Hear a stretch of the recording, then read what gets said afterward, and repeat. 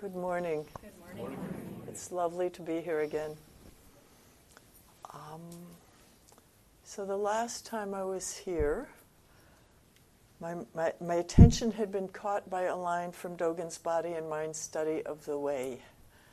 So I've been hanging around there, and I'm going to talk about another piece from that.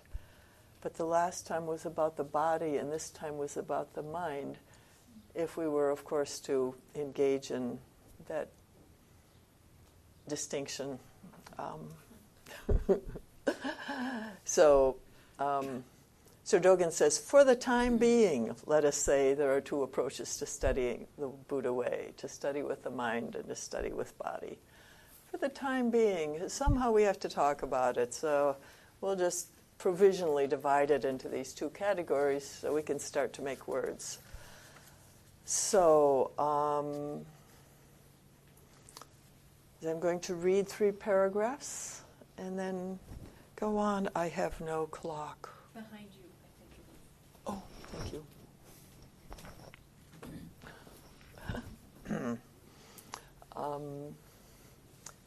The aspiration for enlightenment can occur within birth and death, within nirvana. It can also occur without concern for birth and death and nirvana. It does not depend upon the place where it occurs, nor is it hindered by the place where it occurs. Conditions do not arouse it, and knowledge does not arouse it. The aspiration for enlightenment arouses itself. This arousing is the aspiration for enlightenment. The aspiration for enlightenment is neither existent nor non-existent, neither wholesome nor unwholesome nor neutral. It is not the result of past actions. Even beings in the blissful realms can arouse it. The aspiration for enlightenment arises just at the time of arising. It is not limited by conditions. At the very moment when the aspiration for enlightenment is aroused, the entire world of phenomena arouses the aspiration for enlightenment. Although the aspiration for enlightenment seems to create conditions, it actually does not encounter conditions. The aspiration for enlightenment and conditions together hold out a single hand. A single hand held out freely. A single hand held out in the midst of all being. Thus, the aspiration for enlightenment is aroused even in the realms of hell, hungry ghosts, animals, and fighting spirits. So it seems strange to be using the phrase aspiration for enlightenment in a Shodo Zen practice center. I will talk about that.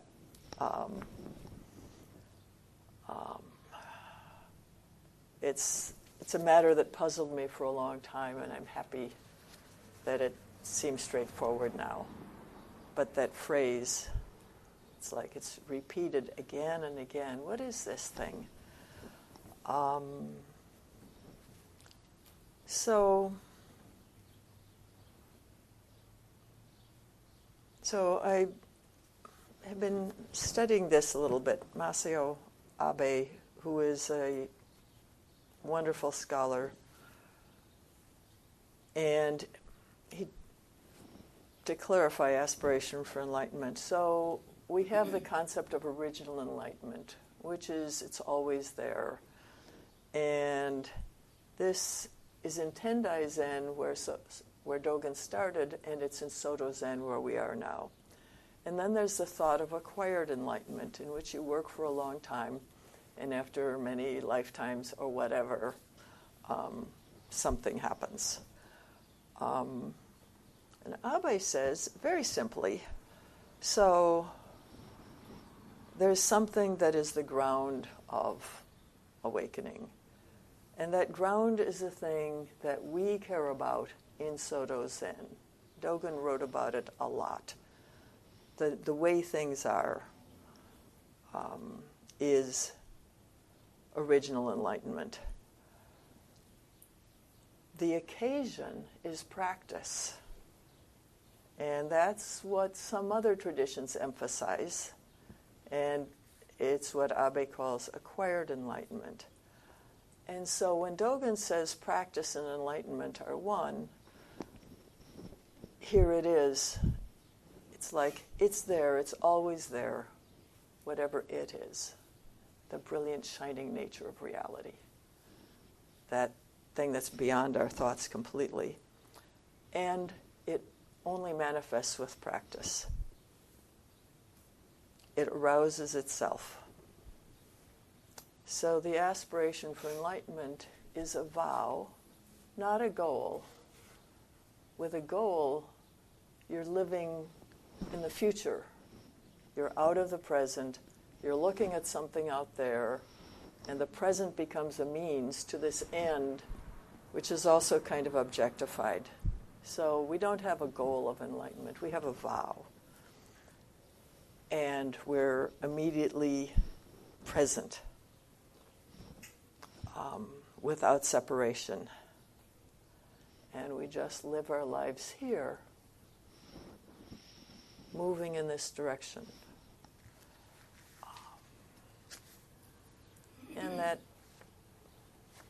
is very short. And I will invite questions. But I wanted to go back to this phrase, the sentence that really caught me here. The aspiration for enlightenment and conditions together hold out a single hand. And I want to invite you to enter this hold out a single hand for a moment. If you would turn to a person next to you, and one of you hold out your hand to the other. Oh, I never even imagined that. You guys can do it. Okay.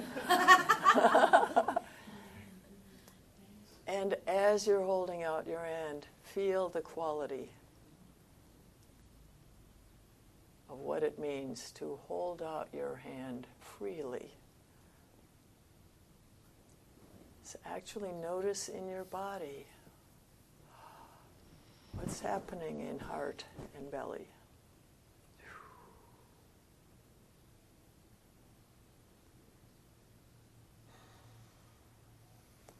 Perhaps your mind comes up with some little stories about this.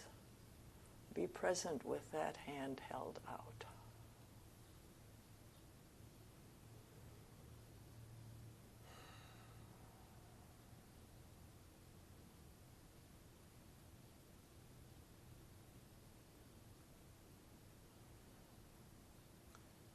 And then experience yourself as the receiver of the hand held out. Someone is reaching out to you.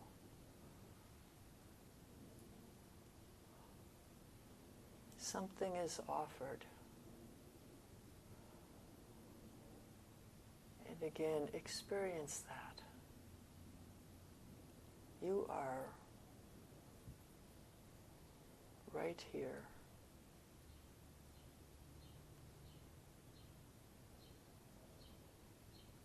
What happens in your heart, in your breath, in your belly, your back, your thoughts.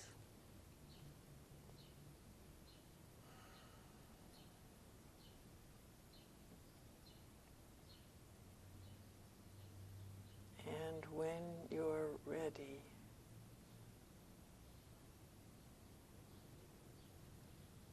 let the hands come back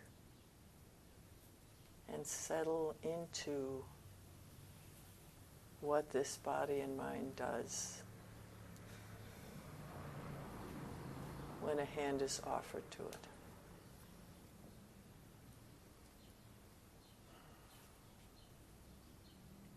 This is our condition in Zazen. The whole universe holds out its hand to us. And we also hold out a hand to all beings.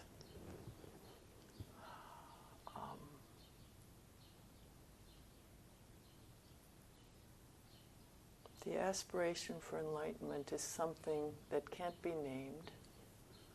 It can't be quantified. It is in the realm. Well, so it's called bodhicitta. It's called the mind of awakening or the heart of awakening, with emphasis on the heart.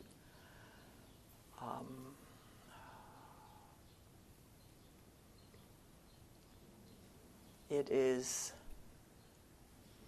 many things are said. The vow to wake up from the dream that surrounds us, the intention, the direction towards awakening and of awakening, of not being asleep. This aspiration is not something that we create. It's not a result of coming to the Zen center, practicing, studying, making plans, receiving robes. It's not a result of anything. It arouses itself. It's not dependent on place. It's not connected with time. It is beyond all our definitions. It's beyond karma. Karma has its place. But this thing, which is, let's see, in Japanese it's Bodaishin, in Sanskrit it's bodhicitta, and it's translated here as the aspiration for enlightenment. The thought of enlightenment was an earlier translation, which seemed a little easier, and it said a little less. I thought I should trust the translator and use his later choice. It's just there. It's not good or bad. It seems like this aspiration, which arouses itself, and somehow we stumble into it one at a time, and then it causes things to happen. I read a book called Zen and the Art of Motorcycle Maintenance, and I didn't know that it had anything to do with anything. I certainly didn't think there was a place called Minnesota Zen Center. But I kind of liked that book. And years later, one day, there was a poster on a bulletin board that said Introduction to Zen. And I went to it, and that was the end. It was all over.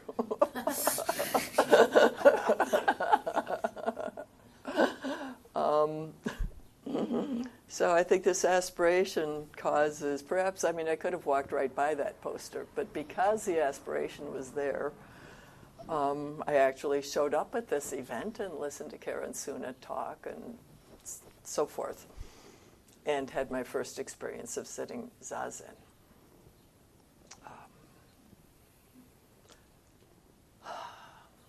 So bodhicitta influences the world of conditions. It doesn't belong to the world of conditions. But the world of conditions is many things. And Dogen specifies, well, this can happen within birth and death and within nirvana. So you might already be awake, and it still happens. It doesn't depend on anything.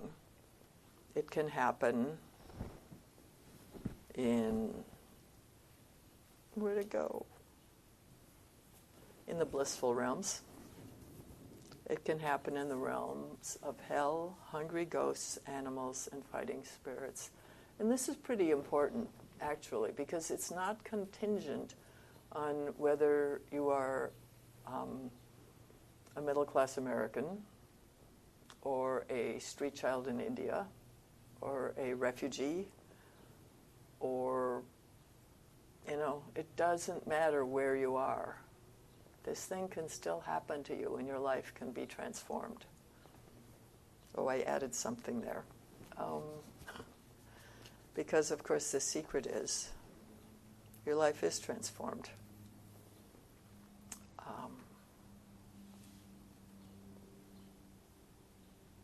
Albert Einstein said once, the most important question is the universe a friendly place or not? When I entered this way, I moved from a universe that wasn't so kind into a universe that was fundamentally kind, that was always offering. And the question was whether I could understand or whether I could get the intention. It's a little risky. I just said the universe is a friendly place. The universe is also neutral, but I think that in this practice, the support of all beings is more important.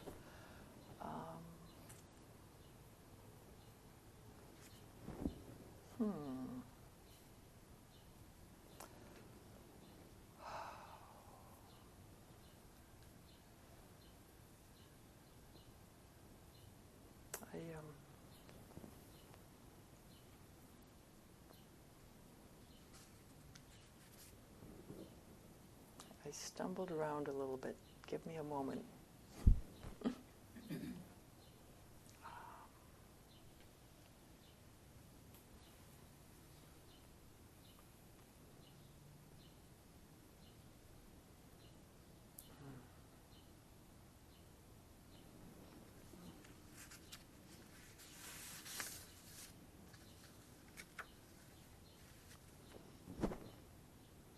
So the condition of being supported by all beings is the condition in which we live.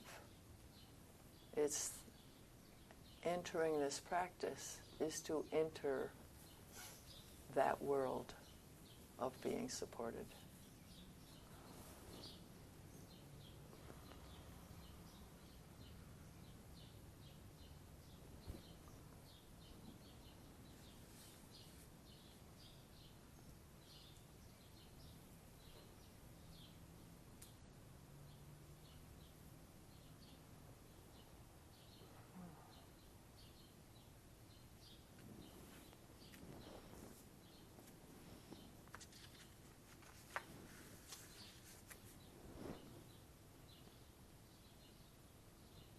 So a strange thing happened because I was worried about having enough time. Shodo, would you Yeah. read the passage from Dogen again that you started with? Yes, I would be happy to. I have some others I'd be happy to read too. But thank you. The aspiration for enlightenment can occur within birth and death, within nirvana. It can also occur without concern for birth and death and nirvana. It does not depend upon the place where it occurs, nor is it hindered by the place where it occurs.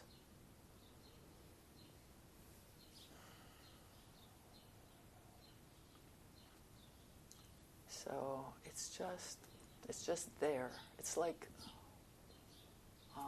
space. It doesn't depend on anything, and it's not hindered by anything. Conditions do not arouse it, and knowledge does not arouse it. The aspiration for enlightenment arouses itself. So, yeah, this quality, it's like when I was growing up in the Lutheran Church, we talked about grace, and grace was like, you're not doing anything. This is completely not you. And here this is, it's completely given. It is absolutely and completely something else. Just as we say that Zazen sits Zazen, and we say it because that's actually what it is. once I said a sesshin by force of will. It was my first one. And it was a one day. Eventually I learned the other way to sit sesshin, which is to let it do itself. And I just kind of hang out with it, be present. The basic nature of her life. It arouses itself. The wonderful thing arouses itself.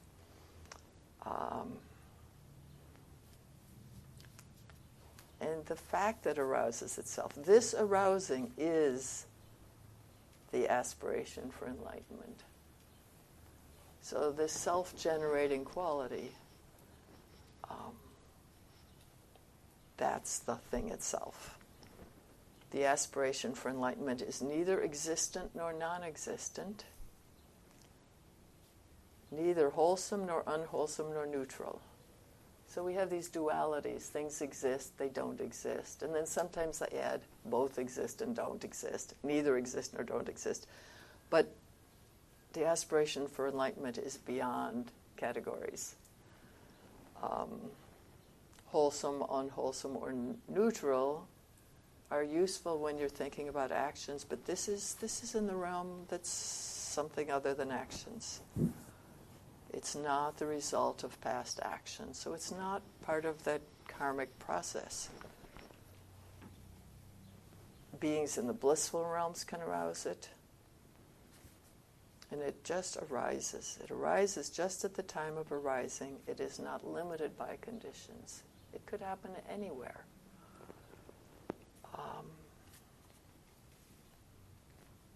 And at the very moment when the aspiration for enlightenment is aroused, the entire world of phenomena arouses the aspiration for enlightenment.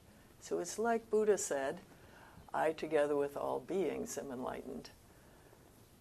It's like you can't do this alone because you're not alone. You are the entire world of phenomena. The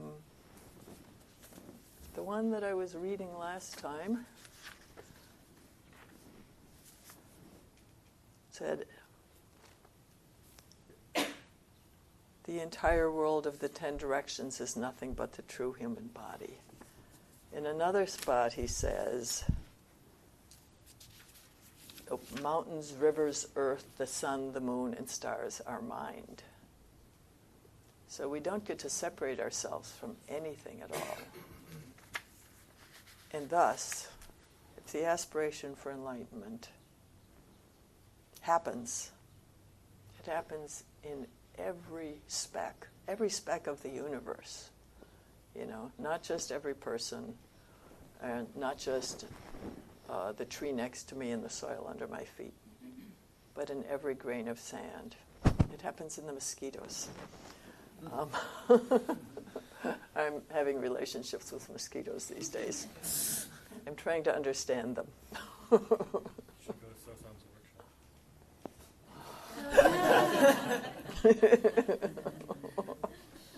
Thank you for that thought.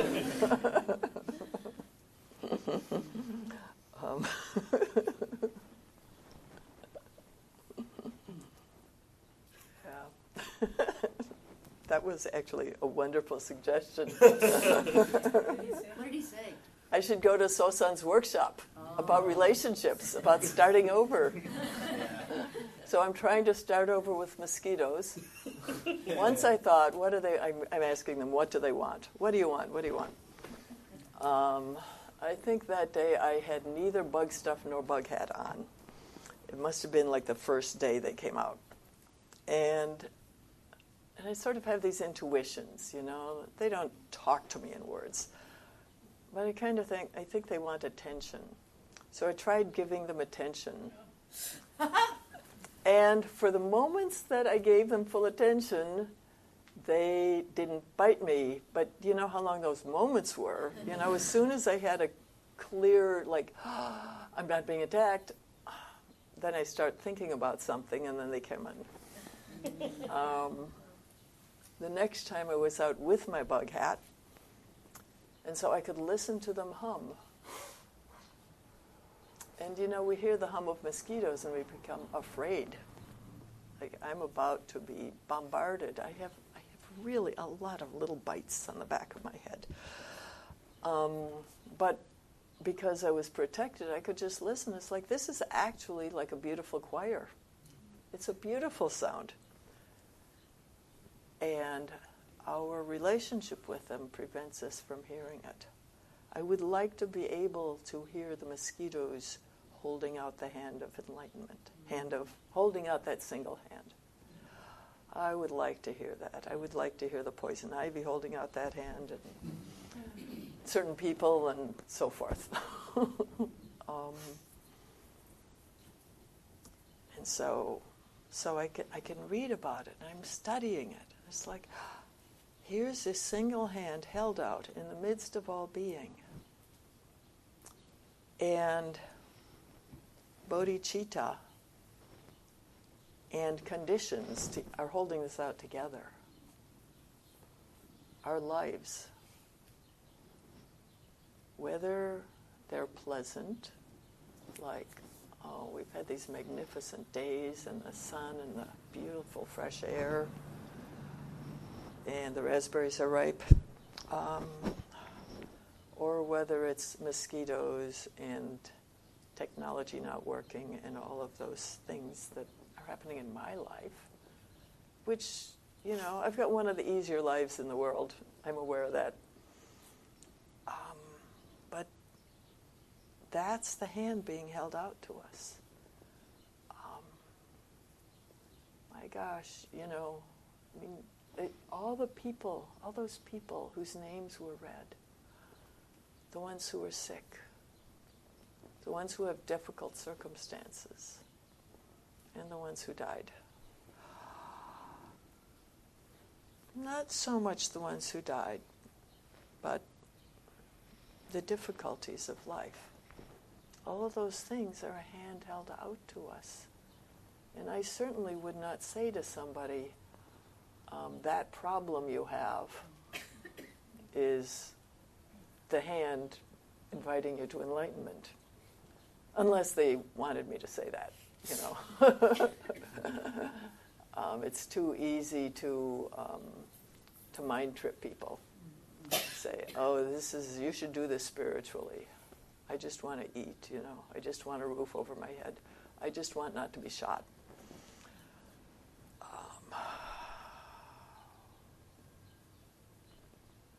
And that I just want not to be shot. And a roof over my head and food. All of these are things that we're really aware of in our world right now. But they're not happening to us. There could be somebody in this room who has just escaped from a situation and I wouldn't know it. And there could be somebody in this room who's got a life-threatening illness and I wouldn't know it. So I think that I'm talking to the people who are living relatively comfortable lives, but I really don't know. But so, to the people who came here, because you asked for the Dharma, I can say, whatever it is that's going on, that is an offering. That's an offering to transform your life, my life, our lives, into a gift received, and to live it that way.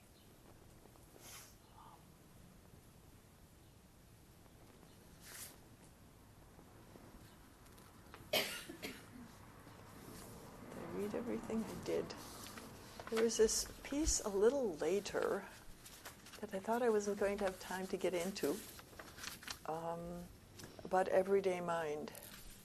It's like a couple pages later in the text. And he says, everyday mind, I should stop for questions. 10 minutes, yeah. Shodo, would you tell us what the name of the text you're using is? Body and Mind Study of the Way. Which is, I did mention it way at the beginning. But, yeah. The author? This is Dogen. Oh, that is Dogen. Yeah, it's Dogen. It's Shobogenzo. Oh, that one is the Shobogenzo. Yeah, What? and it's in Moon in the Dewdrop. Say it again? It's in the book, that early book, Moon in the Dewdrop. What fascicle is it? What number? Don't they? It's What do they body call and it? mind study the way. That's it. Thank you. Okay. Thank you. I'm having, it's number 38, if that's what you wanted. But yeah, it's called Body and Mind Study of the Way. And it's not one I ever looked at until I was looking for a certain phrase. And I found it there, and then I started reading the fascicle. And it's really exciting.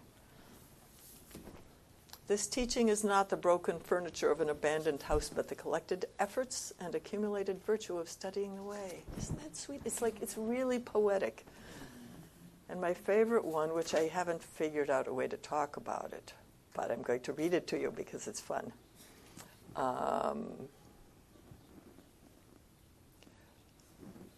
Mind does not converse with bare pillars or rub shoulders with hanging lanterns. In this manner, the mind studies the way running barefoot. Who could get a glimpse of it? The mind studies the way turning somersaults. All things tumble over with it. So, running barefoot and turning somersaults. But I don't have anything to say about that. I just like it. Okay, yes. When you started, you said something, I don't know if it was in a quote or you were saying it, about how we manifest enlightenment is through our practice or through sitting, or I didn't quite, I was just wondering if you could reiterate that little piece, because I cottoned to that. Yeah, so manifest, and so it's interesting here, he's always talking about the aspiration for enlightenment. Mm-hmm. He's not talking about enlightenment itself, but I'm not really eager to say there's a lot of difference between them. So sitting Zazen is a very clear manifestation.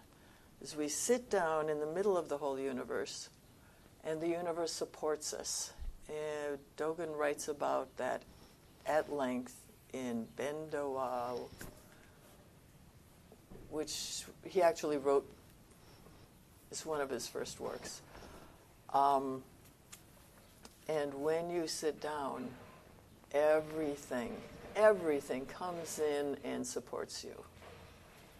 And when you sit down, you become part of this circle of giving and receiving, and so you are supporting everything.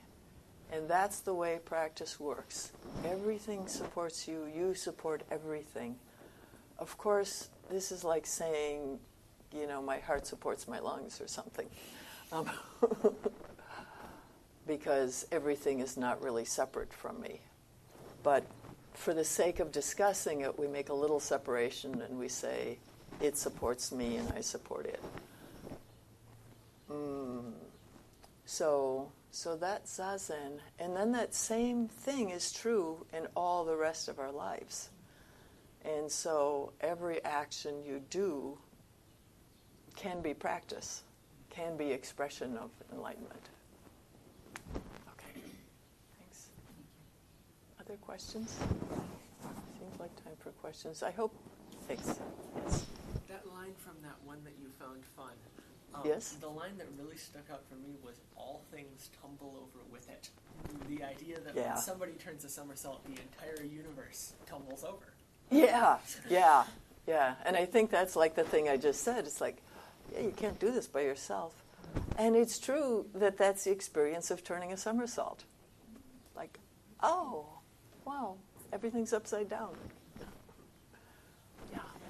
A couple days ago, I was walking in the sunshine, and I had the experience of seeing the phenomenon of light pulsing, and it was, I was surprised because the sky itself was pulsing as though there were like lightning, but it was just the sun. And I'm likening that experience to the idea of awakening moment by moment, where the life force that animates is sort of like the support of staying in the moment. And so I like about what you say, the idea that it doesn't matter what the karma is. So what that says to me is that the real, true present moment, which includes everything that's animated in any given moment, is allowed and able to disentangle from causes, conditions, to be alive and awake, which already exists. So it's very hopeful, because it says that all of us, no matter how heavy our heart is in any given moment, can be as light as light in light. Thank you. That's beautiful.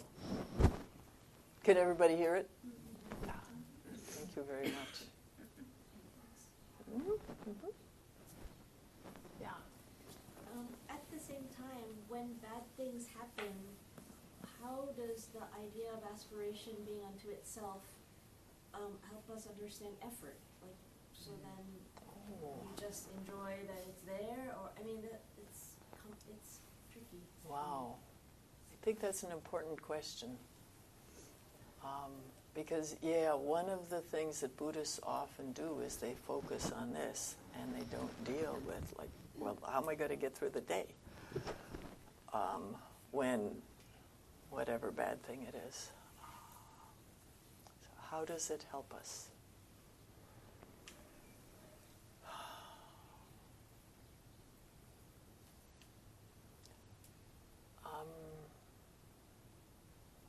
I've known people who are activists dealing with incredible injustices, some of whom their energy was focused on the injustice, and it seemed like the world out there is like it was really a fight. They were in a fight with 95% of the world.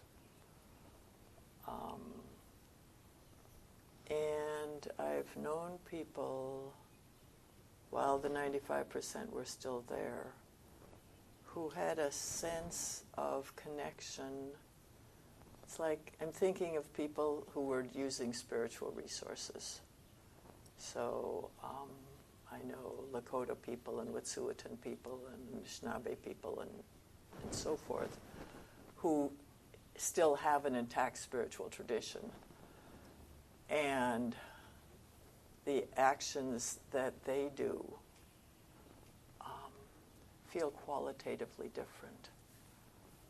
And I hear, it's not that I don't hear anger, and it's not that they deny what's happening.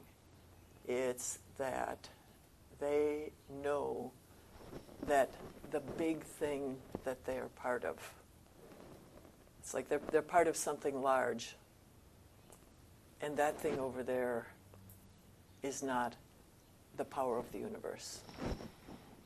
The thing that supports and cares is the power of the universe. And that, I think, creates a way of exerting effort that makes things easier. Yes? I think it's also like what you were saying about the difference between goal and vow. Oh. So with a goal, you're working sort of against the bad things with a goal in mind in the future. And with the vow, you're attending to what's going on in the present. And you're connected to that, and you're supported by all beings. And you still might have an idea and be working in a certain direction, like this might be helpful, but I really appreciated your distinction between those two about the vow being in the present, working in the present. Yeah, he did it. And you I got it. So, yeah, and that's an important thing. I don't think it's the same thing as these people I'm talking about. It's like I'm seeing faces, and Facebook conversations. But there's really that. But so, sometimes the situation you're in is you're going to lose your house, or they have shot your child, or you think they're about to shoot your other child, the one that's left. And this is, everybody knows now about how black parents have to tell their kids, that talk. We didn't used to know that, but now collectively we know that the way I can act on the street around the police is not the same as the way a black teenage boy or girl has to act on the street around police. Keep your hands visible at all times and don't make a sudden move and so forth. And whatever you do, don't run away. That your children have to live with that you have to live with that. And you don't know if they'll come home. So vow, it's like a little more intense. And I can imagine going, well, you have to let go of everything. But I can't imagine saying that to somebody whose life that was. I'm the one who should let go of everything. My practice, and maybe if I'm ever in a situation like that, then I'll work on letting go of everything. Right now I'm just letting go of mosquitoes and money and, the things in my life. So was that helpful at all? Do you have another question? Thank you so much for that question. So. The closing chant is on the front of your bulletin. May our intention equally penetrate every being and place with the true merit of Buddha's way. Be